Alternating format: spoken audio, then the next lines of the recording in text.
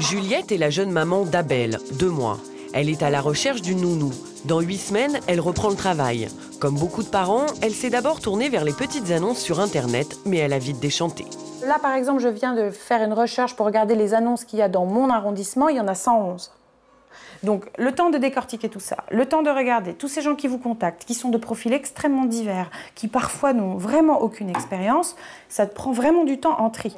Du coup, elle a choisi de s'adresser à une casteuse de nounous pour s'occuper à plein temps du petit Abel. La casteuse professionnelle, c'est elle, Jeanne Coignard. Elle aussi a connu la galère des rendez-vous manqués et des nounous qui ne convenaient pas, 5 mois de casting. C'est pour éviter ce parcours du combattant à d'autres parents qu'il y a 2 ans, Jeanne abandonne un poste à responsabilité pour créer sa propre entreprise de casteuse de nounous. Elle a même embauché une professionnelle. Sophie est éducatrice de jeunes enfants. Ouais. Et ce matin, on a combien de rendez-vous? Écoute, on en a 5. Ok. 5 pour ce matin. Bon, bah en espérant que on en ait au moins une de bien, ce serait déjà pas mal. Jeanne et Sophie ne cherchent que des nounous à temps complet. Du coup, leur niveau d'exigence est assez élevé. La première candidate arrive. Elle commence par vérifier les références. Tout le dossier est minutieusement passé au crible. CV, bulletin de paye et même extrait de casier judiciaire. Et déjà un premier bon point pour Madame Baudry. Beaucoup d'années d'expérience. Pas forcément de formation, mais beaucoup d'années d'expérience. Mais c'est super bien. Il y a des documents qui manquent. Elle passe ensuite à l'étape déterminante, le questionnaire. Ah, bah c'est super. Alors, vous devez donner le bain à un bébé. À quelle température vous mettriez l'eau du bain? 37 degrés. Vers quel âge un bébé se tient-il assis tout seul? 7-8 mois.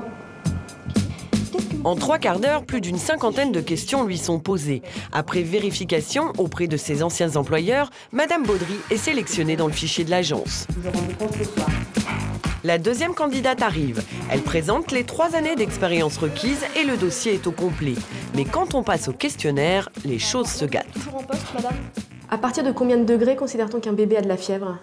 À partir de 37. D'accord. Bon, ok. Mauvaise réponse, 37, c'est la température naturelle du corps. Il fallait répondre 38 degrés. À quelle température doit être l'eau du bain d'un bébé? D'un bébé? Ouais.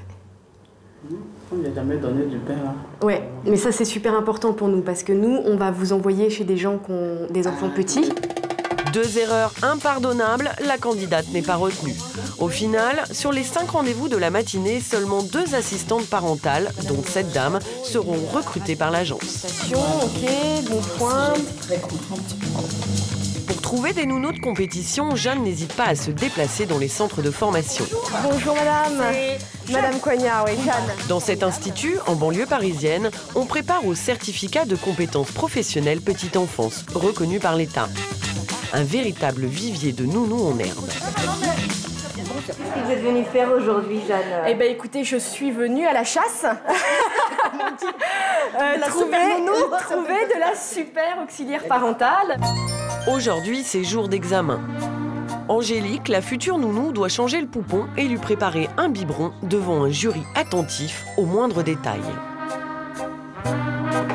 Jeanne, elle, observe tous les faits et gestes et se fait rapidement sa propre opinion.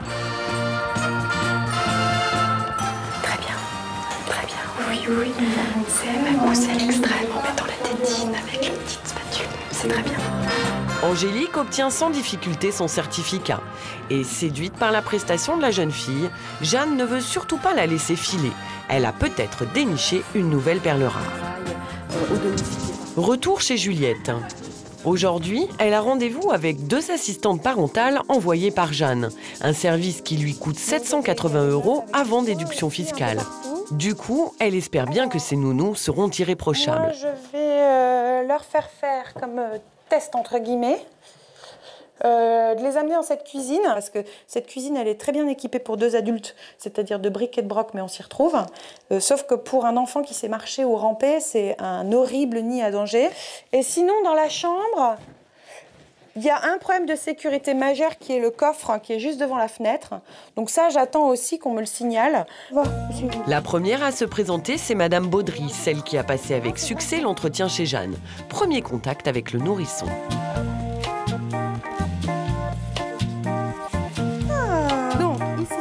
Lors de la visite, Madame Baudry s'aperçoit tout de suite du danger du fer à repasser que la jeune maman ne soupçonnait même pas.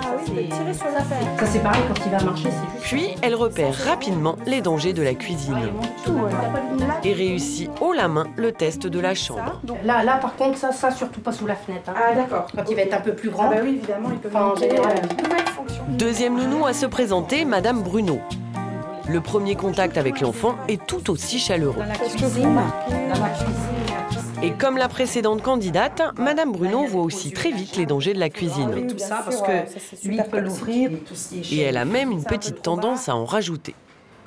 Ça aussi, ça moi je trouve. Ah, le aussi. pupitre. Voilà. Parce que quand même, D'accord. il peut tirer là-dessus et puis ça tombe sur lui. Donc il y aurait, selon vous, une révision assez sévère de l'appartement à faire. C'est la fin du rendez-vous. Les deux candidates ont chacune laissé une bonne impression et le choix va s'avérer difficile. Elles ont des profils totalement différents, donc c'est pas évident à vue de nez de décider comme ça. Mais en tout cas, j'ai l'impression d'avoir vu des filles sérieuses et qui aiment les enfants. Dernier conseil, quand vous pensez avoir trouvé la perle rare, dépêchez-vous. Juliette, elle, ne s'est pas décidée rapidement.